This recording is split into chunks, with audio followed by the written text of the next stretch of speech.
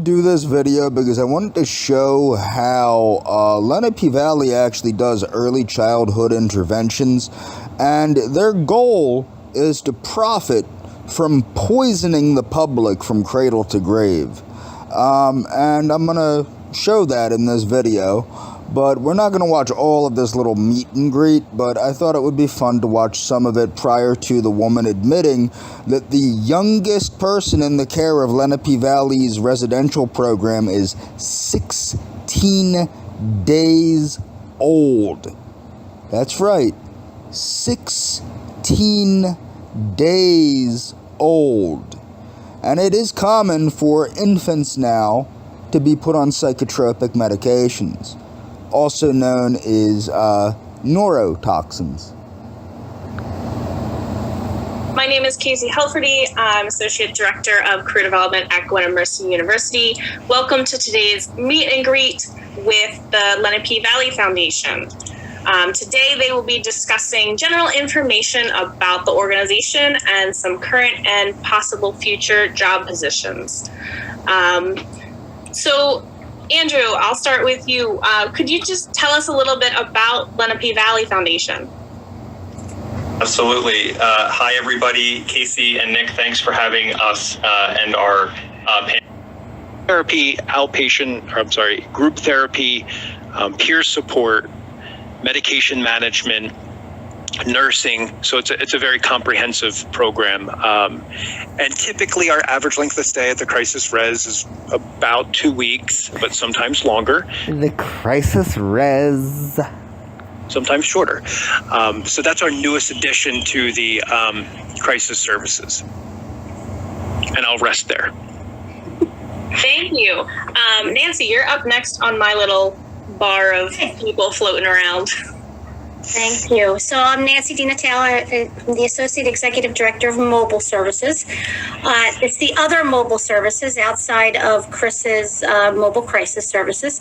So that consists of the Intellectual Disabilities Department, which works with folks who have, an IQ lower than, I think, like 73. We have about 1,400 individuals in... She thinks 73. She does not even know the proper IQ, intelligence quotient of the people that she's put in charge of working with. She doesn't know what the IQ of the people that are put, that she has to take care of, the people, she's in charge of the people that take care of them. She doesn't know what that is. Because remember, in order to meet the requirement to receive services from this agency here, you have to have, for this particular department of this agency, you have to have an IQ under X amount, which would make you qualified to receive these services. And the person that's in charge of this department of this agency that deals with that does not even know what that exact number is. That should show how unqualified these people are. 4 different counties that we serve: Bucks, Montgomery, Delaware, and Chester. We are considered kind of a service organization where we hire supports coordinators that get the services for the consumer or the individual. So we don't actually provide the services. So we're looking for supports coordinator positions. It's an entry-level position, great coming out of school, but you really learn to work with individuals who have an intellectual disability diagnosis, as well as their families, and some of them are in group homes, so it's pretty dynamic. We also have early intervention, which also hire supports coordinators, and they are bachelor level as well. And that deals with newborns to 3 years of age. We did recently have a function here at Foundations where I think the youngest is 16 days old. 16 days old, and they're in care of this place. serve. We have an ACT program, which is assertive community treatment that deals with adults. We have a 100-slot program for that, deals with adults who have schizophrenia and Now, bipolar disorder. what I want to be certain that you understand, now I don't know for a fact that that person that's 16 days old does not suffer from is not intellectually deficient. That could be it, which might explain that. But Foundations is a child residential program, okay? It doesn't only deal with children with intellectual disabilities, it also deals with children that have quote-unquote mental illnesses, which are, just normal kids a lot of times. And that's one of the problems. Also, what's lumped in with that is also autism and things of that nature are kind of lumped in together. Some of these people, there's very little wrong with them except they're having a rough life. Now, I'm assuming, and it's never a good idea to assume that the 16-day-old infant that's in the care of this facility, which seems very disturbing because I don't think it should be in the care of a facility run as poorly as this place. It's interesting to me. Does the child have an intellectual deficiency? How did they diagnose an intellectual deficiency at that age, unless it has a very obvious, like Down syndrome or something, where it's chromosomally diagnosed? I don't know the exacts, of course. However, if it's just a mental illness, and there are infants now diagnosed with mental illnesses and put on psychotropic medications, which I will show you. What this is not to help anybody. This is simply to poison the public from cradle to grave and to make a profit off of it. Youngest is 16 days old that we serve. We have an ACT program, which is assertive community treatment that deals with adults. We have a 100-slot program for that, deals with adults who have schizophrenia and bipolar disorder, as well as some co-occurring disorders. And multiple hospitalizations. So we really wrap a team around the individual, provide, drops off medication and therapy and groups. And so we're out in the community really just trying to keep them stable and out of the hospital. So that is a great opportunity. And to make major buck on them. They're not talking about that. They're making major buck off these people. We do hire all sorts of levels of folks in that program, bachelor, masters, nurses. We have a psychiatrist attached to that program as well. IBHS, which is the old wraparound program that folks may be more familiar with. It is now called Intensive Behavioral Health Services. It provides... Well, you have to understand, when an organization is this vast, this gigantic, this lends to the poor management because there are too many departments. Each one of these things she's mentioning is another department. It's a department, a department, a department, a department. Who's managing these departments? Who's communicating between these departments? Is there communication taking place that's accurate communication? Probably not. Probably not, which explains quite a bit of issues regarding my situation. Behavioral consultants, mobile therapists, and behavioral health technicians out into the community to work directly with kids and their families. And then, what am I missing, guys? You're right there. What am I missing? The place is so vast, and this woman is so stupid that it's so vast that she doesn't remember which departments she doesn't remember. And on top of that, she's too stupid to have anything prepared so that she remembers to remember what she doesn't remember. There, why don't you talk about it? Sure. My name is Heather Coletta. I'm the director of Lenape's Blended Case Management Program, or BCM for short. I've worked at Lenape Valley Foundation. It'll be 22. You also notice that these people tend to have an issue with their body weight.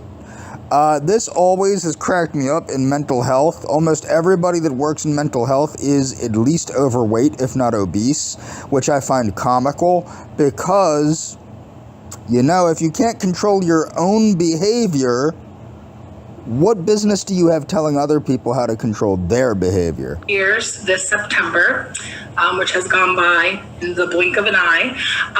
But I came to Lenape soon after graduation, and I've stayed. It's just an amazing place to work, both in the work that we do and then the colleagues and the individuals that I work with on a day-to-day basis. So we work with both children and their families and adults in case management, and we work to access community resources and to link to needed services. Right now, we work with about 400 individuals in case management that are receiving service. Now, this is about Teen Screen. Now, I want people to understand the ridiculousness of psychiatric, just the psychiatric diagnosis and the way children are abused by psychiatry. And I'm going to start with a couple of these and show you just how ridiculous some of this stuff is. This gentleman is going to explain about the lack of validity in psychiatric screening. Exact science, even admitted by the psychiatric community. It's unlike other branches of health and medicine. They're not really able to adhere to the same rigorous objective standards for diagnosing.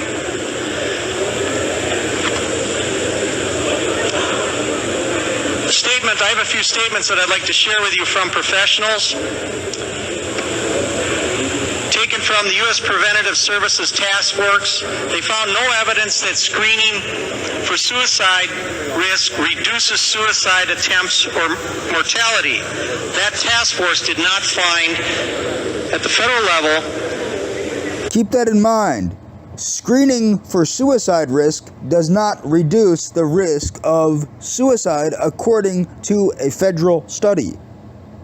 Did not find that there was any reduction in suicide attempts or mortality. Ned Colon, the chairman of the task force and the chief medical officer for the Colorado Department of Public Health and Environment, stated there's weak evidence that screening can distinguish people who will commit suicide from those who will not. And screening inevitably leads to treating some people who do not need it. Such interventions have consequences beyond side effects from drugs or treatments, he said. Another doctor, Dr. Steve Hyman, was former director of the National Institutes of Mental Health. On June 16, 2006, in the Washington Post, he said, by and large, brief diagnostic tests, especially doing broad screening in children, are not well validated, and one has to be concerned about missing real illness or, conversely, interpreting transient life troubles as a mental illness requiring intervention. I think the most significant point here, members, is the high false positives. The teens. Keep that in mind. High false positives amongst psychiatric screening of teenagers. And all people for that matter, but in this case it's teenagers primarily that they're talking about. Author Dr. David Schaefer confirms the false positives in one of the few peer-reviewed journal articles on teen screen. Has a positive predictive value of 16%, which results in about 84 non-suicidal teens being referred for further evaluation for every 16 use correctly identified. If we had a cancer test and you had 16 people come back with results showing they had cancer, you'd have 84 people diagnosed with cancer that didn't have it and face possible treatment. Some additional statements from expert comments on the psychiatric screening from American Psychiatric Association's Diagnostic Statistical Manual in the 4th edition leaves much concern with how any screening instrument for any mental condition can be accurate. Diagnostic categories of mental disorders are social constructions. Again, childhood and adolescence being developmental phases, it it is difficult to draw clear boundaries between phenomena that are part of normal development and others that are abnormal. Common sense, reflecting that it's very difficult to test for these kinds of problems. The harm of screening. A 2006 research study published in the journal Science Influence said, of more concern we demonstrate that when a question is asked about a socially non-normative health behavior, i.e. illegal drug use, instead of decreases in the behavior, we see increased rates of non-normative behavior. It's like growing up and focusing on the negative, you end up producing... So when there is intervention, there's more practice of the negative behaviors. The person gets more ill, so to say. The negative behavior. Testing results in false positives. False positives result in more drugs. These drugs that are generally used, the psychotropic drugs that are often used, have been associated with many mass shootings in our schools. Louisville, Kentucky, Prozac. Springfield, Oregon, Prozac. Columbine, Colorado, Luvox. Granite Hills, California, Celexa. Red Lake, Minnesota, Prozac. They're selective serotonin reuptake inhibitors, antidepressants. After school shootings, we generally hear that we need to pass legislation to ban guns. It may be the time has come. I want to go back to that because you're going to want to hear that again. These drugs have been linked to violent behavior, but most people will probably be interested in their link to mass shootings. Okay?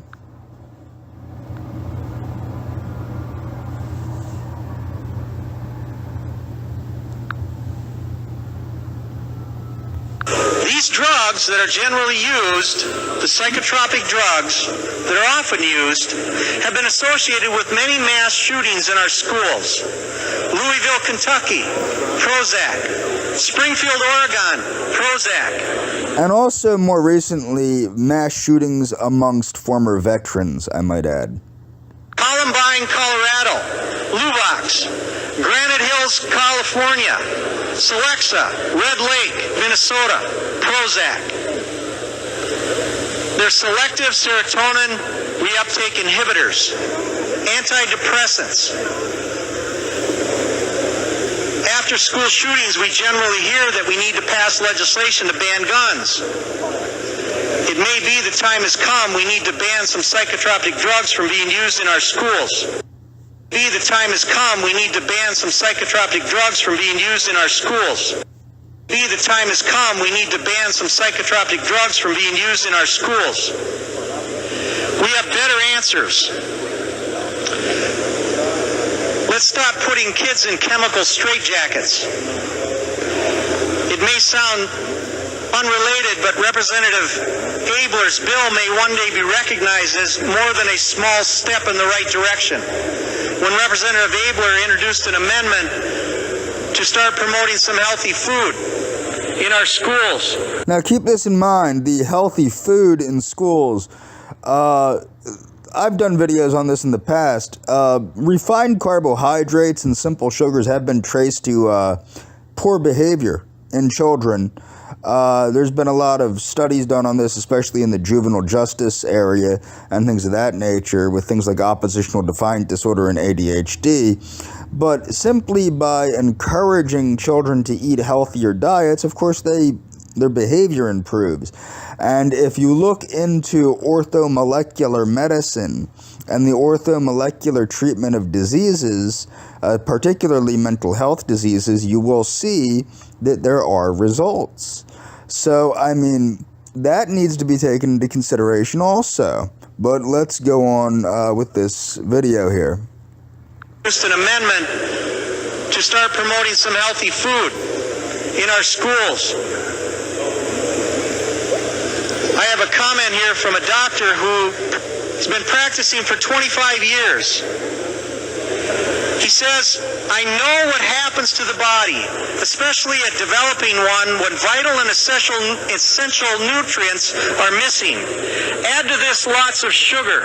Now also what you need to do is you need to read the triage theory of aging and disease, and you should also look into the work of Dr. Abram Hoffer, the psychiatrist that successfully treated many people with schizophrenia with niacin and other micronutrients. I know what happens to the body, especially a developing one, when vital and essential nutrients are missing. Add to this lots of sugar, food additives, hormones in meat, TV, video games, and lack of being outside playing, and you end up with a nervous system that's a bundle of nerves. I've also witnessed, he says, virtual overnight successes by using good nutrition, some discipline on the video and computer games and the like. Kids today are not blessed with growing up in the environment that we had without all the toxicity. Many of you may not realize, as we battle with mercury or we battle with lead, that if you have both, your problems are 100 times worse. 100 times worse than if you have them both than if you had only one. And there are also nutritional and medical interventions to help with heavy metal issues. One big one, of course, is alpha lipoic acid. Another big one is ascorbic acid or vitamin C. Again, I'm not a doctor, I'm not a nutritionist, but I would recommend people talk to their doctor. Also, there's chelation therapy and things like that, or chelation therapy, things like that. If you're concerned about heavy metal issues, talk to your doctor, of course. So I'm going to move on here. So what does this gentleman have to say here? Hundreds of emails. I don't know if anybody else has been getting them, but I've been getting hundreds of them. Because apparently there is a large group of folks who are very concerned. The concern is that a child can be approached while at school by a staff member, but the outreach, if you will, can be directly to the child. Now, I want to be sure people understand this is about Teen Screen. This is not about Lenape Valley Foundation per se, but this shows how the mental health industry wants you from cradle to grave. As opposed to the family. And you just told me that the teenager will be approached. This doesn't appear to be limited to teenagers. This refers to schools, so I'm concerned it doesn't restrict it to teenagers. This could be elementary school kid. Now, this is just like drag queen story time. 1 minute you're talking about Susie's two moms, and the next thing you know, you're having drag queen story time. Okay, so you have to understand these things are all slippery slopes, but this is mental health is also where the LGBTQIAP plus movement got in, as I pointed out with that other video. And again, I'm not against that, but people need to understand you got to leave the kids alone, as Pink Floyd would say. Go directly to students, and then this, by the way, could be students at any level because it's not restricted, and that after they make that initial contact with the student, then they can go to the parents. But I know, for instance, that ADHD and ADD is overdiagnosed in our children, significantly overdiagnosed, and then the medications are overprescribed. And that concerns me because I'm worried about the same thing happening here. But people in my own district who raise the simple concern about, isn't it a parent's job, Representative? And I've been getting hundreds of emails. I don't know if anybody else. But people in my own district who raise the simple concern about, isn't it a parent's job? Representative Greiling commented that they'll notice it before their parents would or their guardians would. Members, as a matter of state policy, there should be a limit to how much we're intervening and injecting ourselves into the lives of families and the adults who are responsible for teens. And parents are concerned. I've talked to many of them in my own district who don't appreciate the idea that the state is going to come in and ask a bunch of subjective questions. If you've seen the teen screen questions, you know what I'm talking about. And based on that, suddenly be recommending that their kid be categorized with some mental illness, be sent for a certain regimen of treatment, and the stigma that goes along with that. These are legitimate concerns. Let's not just write them off.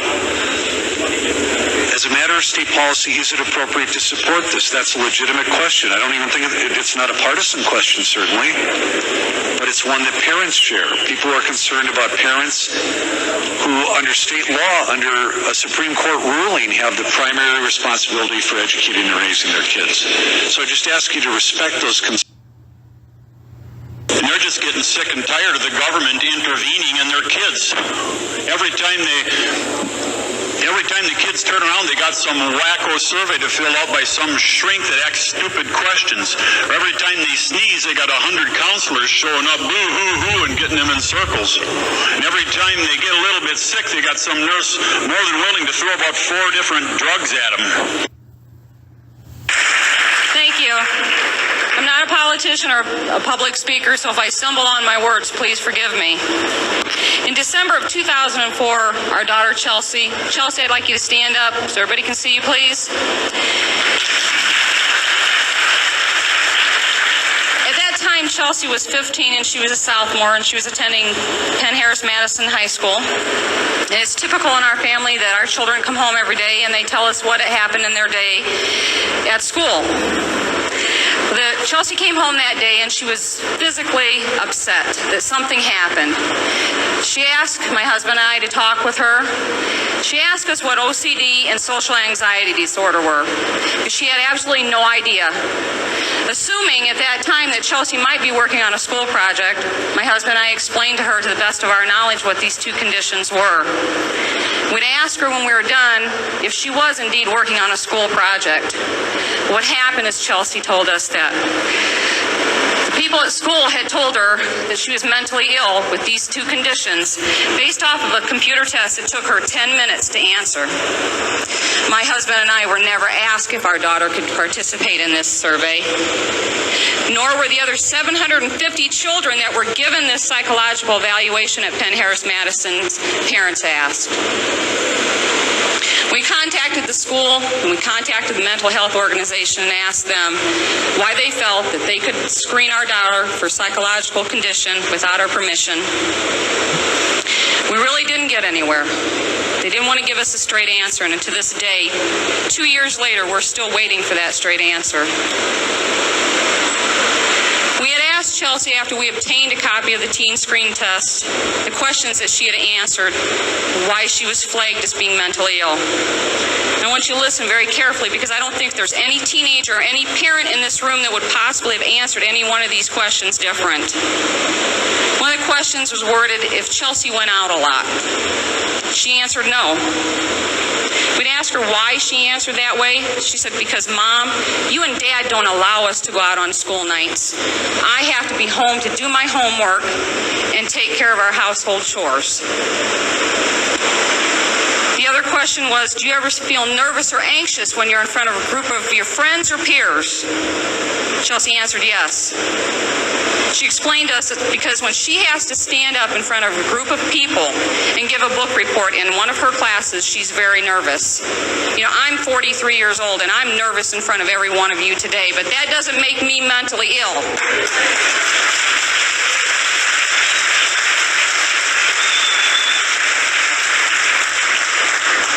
Another question was there anything that she's ever done over and over again that she wished she could stop? She answered yes. Her reason behind that question was because it is expected of her from our home, as from her father, that when she completes her homework, that she has to clean her room and do her household chores or she's going to lose privileges. That doesn't make her mentally ill. That makes her responsible to her family and herself.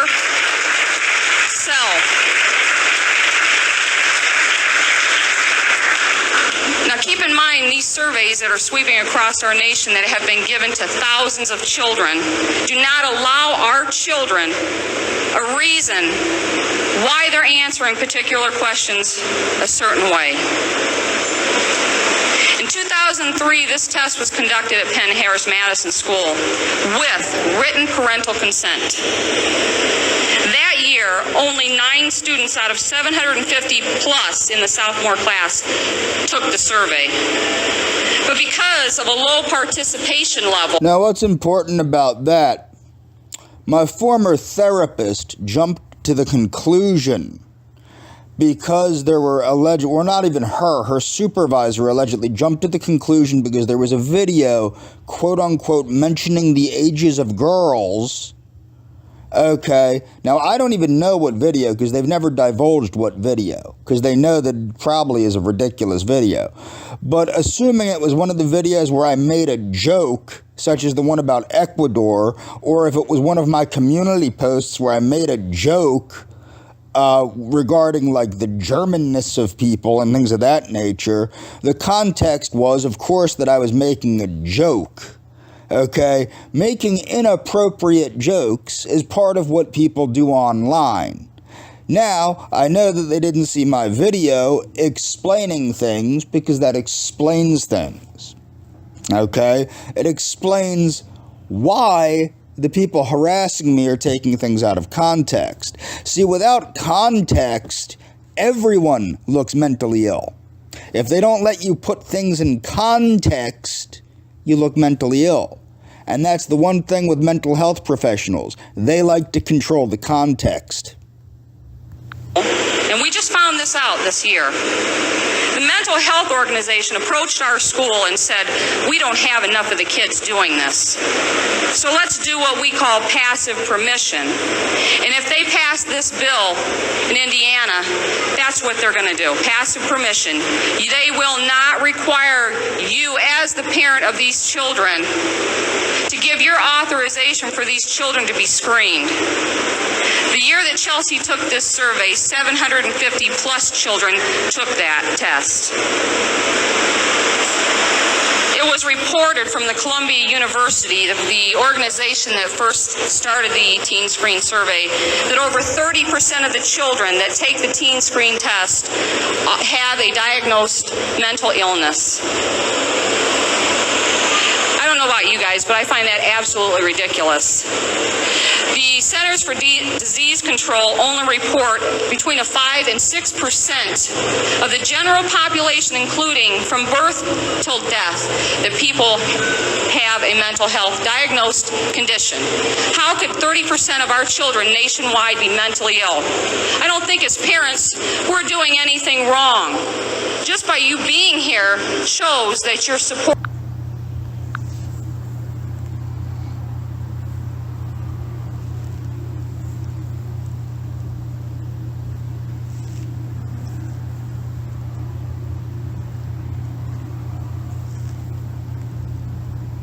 Thank you, Madam Chairman, and members of this committee for giving me the opportunity to speak on behalf of our children, our parents, and our child care providers. My name is Monica Boyer.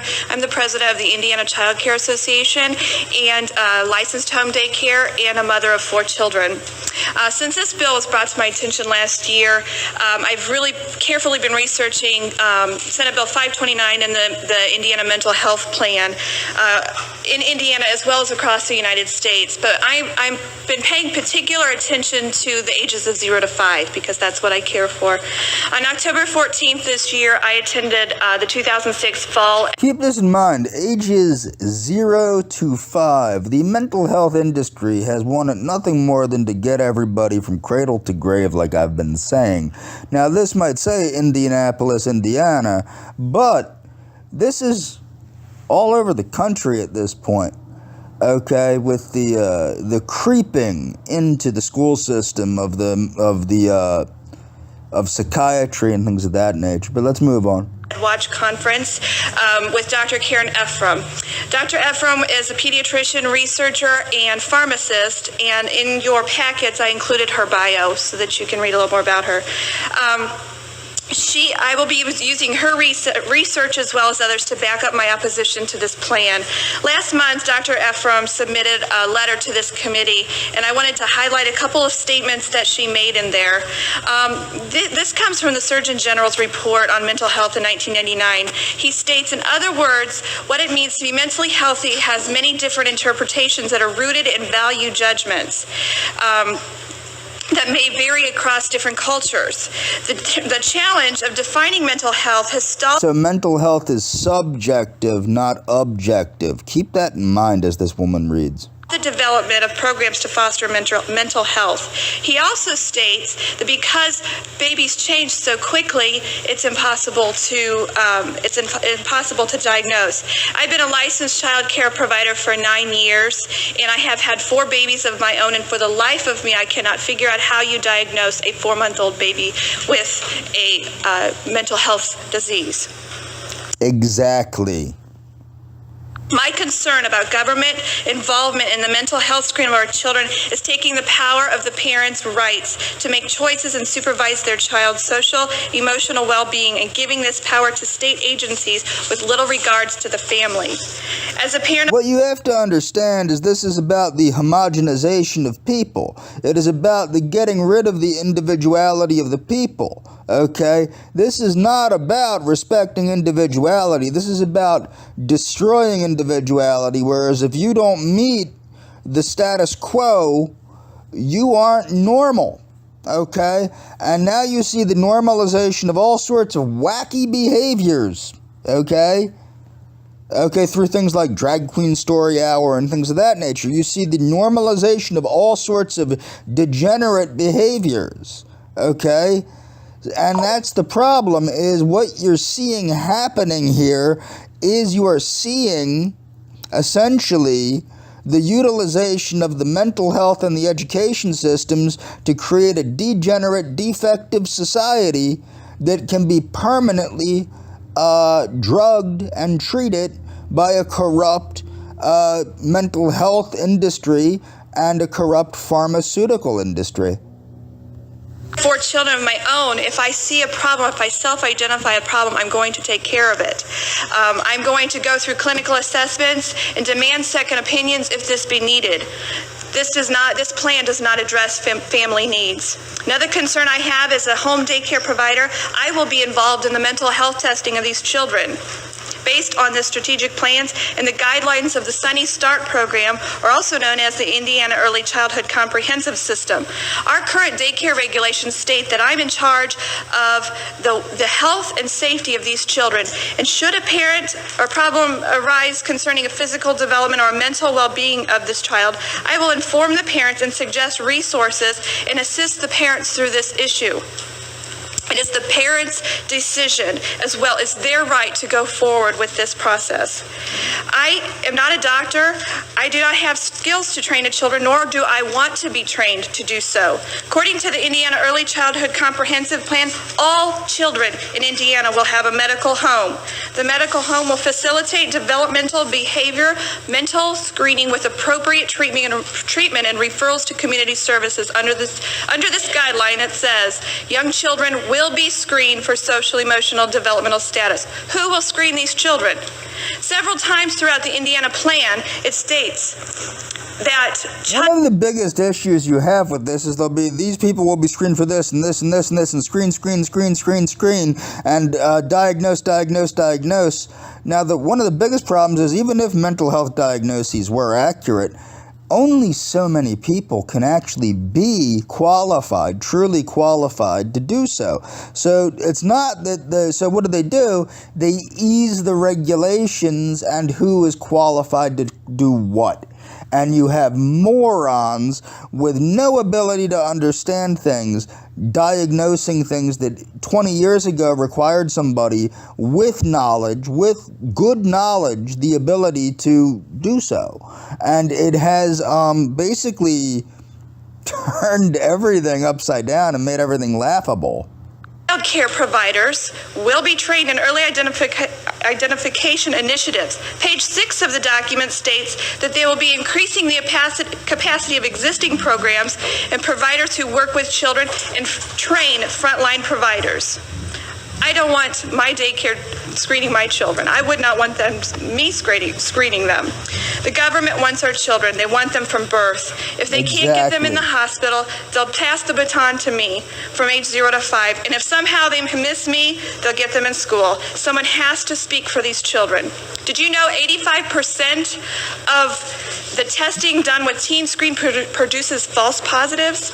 Ladies and gentlemen, consider the fact that now in elementary schools, children are being told to question their gender, to question how they identify. They're being told that they have gender dysphoria. They're being encouraged to have beliefs that are not in accordance with reality. On their permanent record.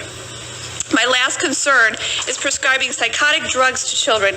In recent studies of children committing... I know you're thinking, you're saying she meant antipsychotic drugs. Did she? Look up the term tardive psychosis. Tardive psychosis. School shootings and other violent crimes, a high majority of these children were on psychotic drugs.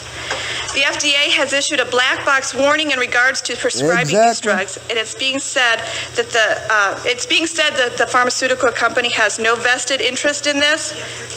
Thank you. In your packets, I have how much vested interest they have.